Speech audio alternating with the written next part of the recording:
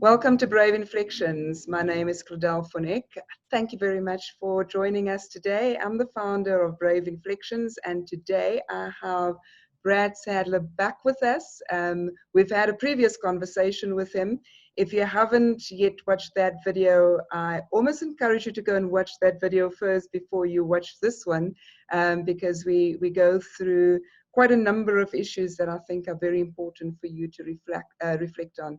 Brad is a self-confessed reformed fraudster, and I'll let him tell you his story so that you understand where we're coming from. But I'm really, really excited about having Brad with us. My conversations with him, I've learned quite a bit from him. Brad is a keynote speaker. He speaks at conferences. He speaks for organizations, speaking to their staff. He does that face-to-face as well as online. Brad, can you maybe just start with giving us a little bit of background in terms of how did you get to the point where we're now having this conversation? Well, Claudel, it's wonderful to be back again, but maybe a quick summary is as a young man, 26 years old, I had a career in banking. My boss was headhunted to start a corporate bank. And a month later, he asked me to join him. And so a few of us started this corporate bank. And 6 years later, after having started the corporate bank, the bank was highly successful. But 6 years later, I was arrested for fraud and corruption. And as a consequence of that, I was sentenced, and I went to prison for a 4-year sentence, having served 14 months. And so, yeah, it was at the age of 32, there was a massive change in my life, having been arrested. And then after that, it was 6 years after that I went to prison to serve a 4-year prison sentence. And on being released, my life changed. People often say, does prison change you? I say, prison will definitely change you. Depends which way, but prison definitely changes you. And that's where we are today. My life has changed, and I've really felt just called to be an asset to society, and to make people aware that the decisions we make have consequences. Every decision we make has a consequence. But then how do we live also with those consequences is one part, is if we've made bad decisions, how do we live with it going forward, that we can continue to be helpful to society and not end up bitter and being a liability in society. And you for me, Brad, and the little that I know about you, you've really become an asset in society. And you were at an inflection point. Brave Inflections is all about how do people move through those inflection points. You can either go downward, or you can either go negative or positive.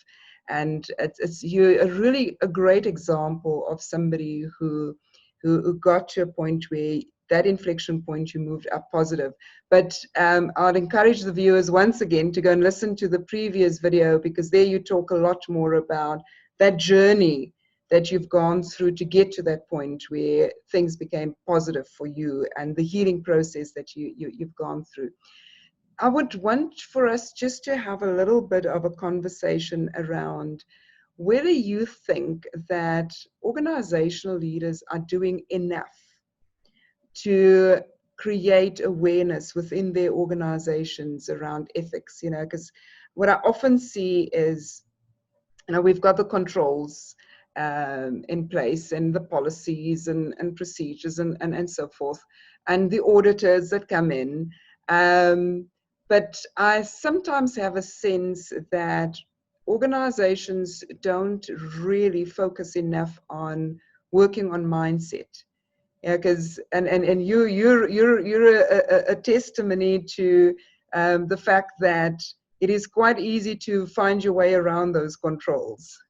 But it's the mindset that essentially drives people at the end of the day. So your thoughts around whether organizations are doing enough? Claudel, it's a great question, because I've been in organizations that have got me there because they felt they're not doing enough.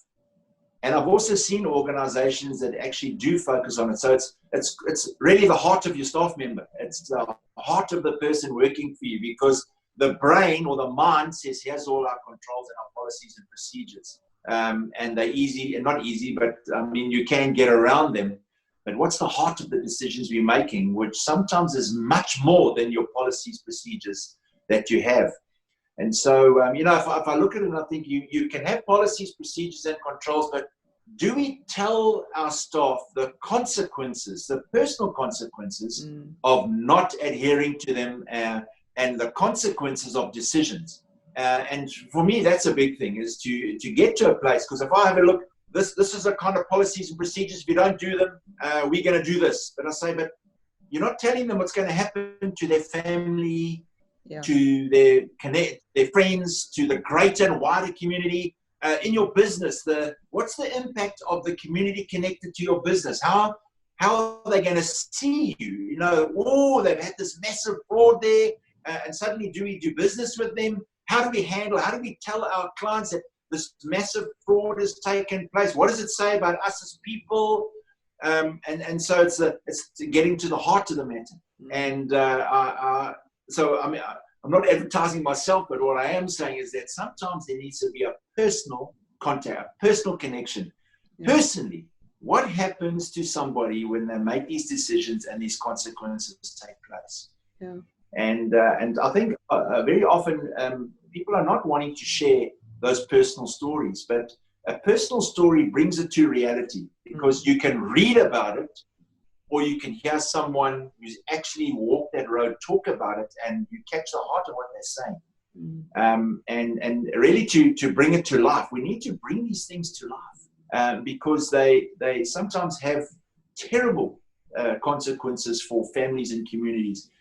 And as I was saying in the last video, that the impact is, if you think the impact is wide, it's much wider than that. The impact of these decisions that we take have an incredible, they touch much further than you could ever imagine. And especially when it's negative, I think it just causes a lot of hurt, a lot more than you realize. So what I'm hearing you saying is, it's you talk about how you mentioned the word hard a few times. It's really not just focus on the head stuff, but also focus on the heart stuff. But I'm also hearing you saying that it's not just about, so the organizational leaders need to almost look at it from a two sides of the same coin perspective, and that is, the one is the individual and the consequences for the individual and their own personal sphere, right? So the impact on the family and so forth. The other is the impact, other side would be the impact on the organizational stakeholders, right? So the ripple and understanding. So an employee needs to understand both. There will be bad consequences for me and my family, but there is also bad consequences for society, because now the organization is going to have a negative impact on society, and helping people to see with clarity the ripple and the consequences. Because I think often people tend to think very narrow, and it's just me. It's like litter. I walk down the road and I throw a piece of paper down, and it's just me, and it's just a small piece of paper. But we don't think about what happens if everybody does that, or if a lot of people does that. Then we're going to have a significant mess. So it's thinking broader, not just thinking about yourself. But that's a very different intervention, as opposed to just making sure that you've got controls in place and having a code of conduct in place, and saying to people, this is right and this is wrong. It's speaking to the consequences, and much broader than that. Yeah. So I think to not just have these, as you say, it's not just the head knowledge. I call it head and heart knowledge. The two go together. They're not individual. They're not on their own. They're actually, the two go together. So when you make a decision, there's the head and there's the heart. And being aware that you are big, that the consequence of a decision is bigger than just yourself, your department, your company. There's a bigger, wider community that has an impact on. And it's to get people to realize it. Yeah.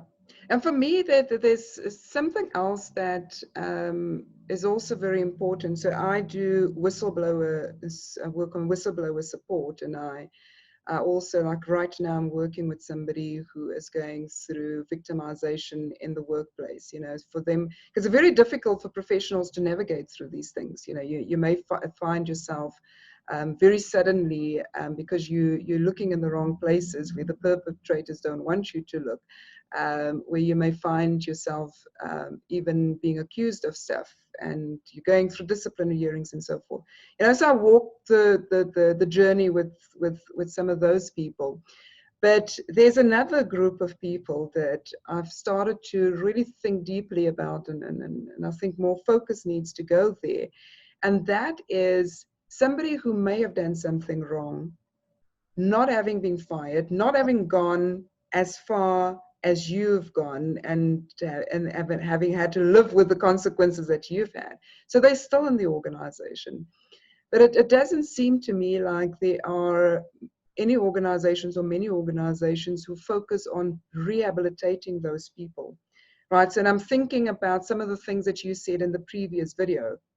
And I don't want for us to repeat that, but really just the question is, should organizations do more to help people to become reformed? And I'm going to use your term. You say it's a reformed fraudster, maybe a reformed wrongdoer within the organization, so that they can get to that point of healing that we talked about in the previous video. Do you think organizations have a responsibility to focus on that as well?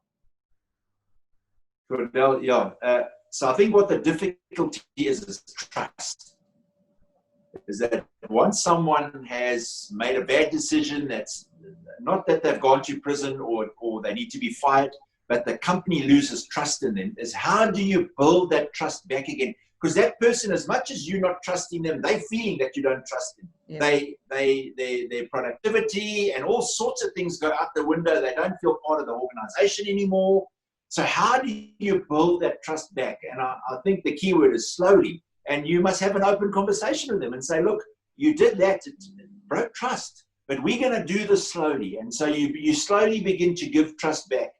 I think people that have done that, I mean, in my own situation, is that if you had to place trust in me now, I can tell you I would be extremely trustworthy. Is that, but over time, this trust has begun to grow in me. Is that people have trusted me with more and more things and found that I'm trustworthy. So you give more trust and they're more trustworthy with that. But you do it slowly. It helps both the organization and the person who has broken trust. But it sounds like it's a conscious decision, though, isn't it? It's yes, it is. Certainly, it's got to almost be planned. You've got to say we're going to give them back more and more responsibility as time goes on, and then feedback to them. Say thank you so much. I feel our trust is growing again. Could you take on this additional responsibility? So what we're doing is we building back into that person's life that they can be an asset to the company. What you don't want is after a year or two, they say, you know what, I just can't work here anymore. And you say, yeah, actually, it's not working. I say, no, we failed them. We've actually failed them. Why? They should say thank you. They become almost your most trustworthy employee after that. Yes. That's where I'm saying, make them the most trustworthy employee because of what's happened. Yeah, because they felt the pain. Yes. Is that not a win-win? Is that the win-win we want? Of course it's a win-win we want. That's how we lead people. Yeah. We build them to that place where they say, I love working here again. Years ago, I made a terrible mistake. But this is how they were redeemed. They were redeemed in the organization. And you want people to say, you know what, it's good to work for that place. That organization, they love their staff. They look after their staff. They grow their staff. And so I think one of the challenges is that you can say, we're a great organization. We look after our staff. Do you look after those that have broken trust with you? How are you dealing with those people? How are you dealing with the broken people? Yeah. It's easy to deal with the people that are doing well, but how are you dealing with your broken people? Yeah. Don't let them leave. If they're going to leave, it's that they at the top of the game and they're saying, I want to thank you so much, but I have this opportunity, but you've really done well for me. I'm back, I have confidence again. And I think that's the other thing, is that when trust is broken, the employee also, their confidence goes. Yes. And you might say, yeah, but that serves them right. I say, no, okay, it does, but is that where we should leave them? Should we not try and restore them again and redeem them? And I think that really shows leadership in an organization, to say, actually, we're going to make sure this person becomes our best employee. That's the mindset we're going to have. Yeah. And that's the more difficult route, but it has the most rewards at the end, so one needs to look at it from that perspective. So I want to tie that into society. So if the person does have to leave the organization, the person gets fired. One of the things that I often worry about is when those people now get fired, it almost seems like as a society, we don't have much in place to rehabilitate those people. And once they are rehabilitated, to allow them, and we're talking about, because that's the very same concept that you talked about in terms of the organization. How do we turn that person now into an asset? And that's the key question for me. Can we turn these people into assets within society, as opposed to them being broken forever because they can't become reintegrated? Because if you can't reintegrate into society, how do you then survive? And if you can't survive, then how do you then find healing? And if you remain broken, do you then go back to your old ways because that's the only way that you survive? And if that happens, exactly how do we win a society? And so it's almost like we're shooting ourselves in the foot if you think through that whole cycle. If we don't do anything, and we tend to be very judgmental as a society, so once you have this label on you, I'm never ever going to forgive you. I mean, how long does it take for a person to be rehabilitated? Until they die. What do you think? What are your thoughts on that? Well, yeah, Claudel, it's interesting because I've got a criminal record, so if wherever I go, my criminal record comes with me, despite the fact I'm a changed person. And so if I were going to apply for a job, I have to put on my CV, I was in prison, otherwise I would be committing another fraud, CV fraud. Yeah. So people say, oh, you were in prison. So I'm saying, yeah, but have a look at what I've done since then. Have a look at who I am. And I think that's the difficult part. Is people we do, whether we like it or not, we put labels on people. And kind of we want their past to like be a tag on them. It's like a little sticker. You've got to have a little sticker on you. And I'm saying, oh man, I think we're doing that person a disservice, because how do they grow from here? They've always got that label on them. So people sometimes say, so Brad, are you an ex-con? I say, no, I have been in prison, but actually this is who I am. That's not who I am. That was a part of my life.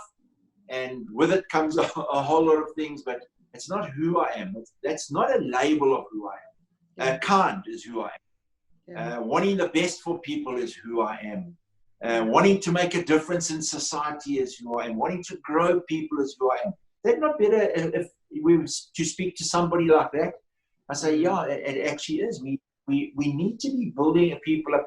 Broken people remain broken unless we do something about it. Yeah. And so, I think it is difficult. A company fires somebody. How do you say, look, we want to fire you, but we're not going to fire you. But maybe there needs to be something that's add-on. We have to let you go. But we think you need to do this, this, and this. And we need to, I don't know how we do it intentionally, but it needs to be intentional.